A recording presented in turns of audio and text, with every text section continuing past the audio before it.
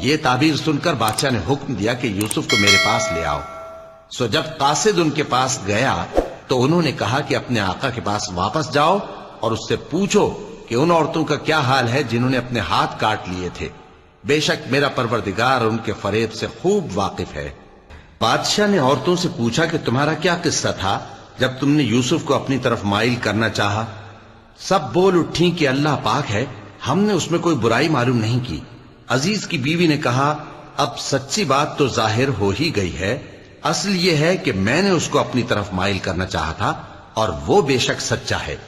یوسف نے کہا کہ میں نے یہ بات اس لیے پوچھی ہے کہ عزیز کو یقین ہو جائے کہ میں نے اس کی پیٹھ پیچھے اس کی امانت میں خیانت نہیں کی، اور اللہ خیانت کرنے والوں کی چال کو چلنے نہیں دیتا۔ اور میں اپنے آپ کو پاک صاف نہیں کہتا، کیونکہ نفس امارہ انسان کو برائی ہی سکھاتا رہتا ہے، مگر یہ کہ میرا پروردگار رحم فرمائے، بے شک میرا پروردگار بخشنے والا ہے، مہربان ہے۔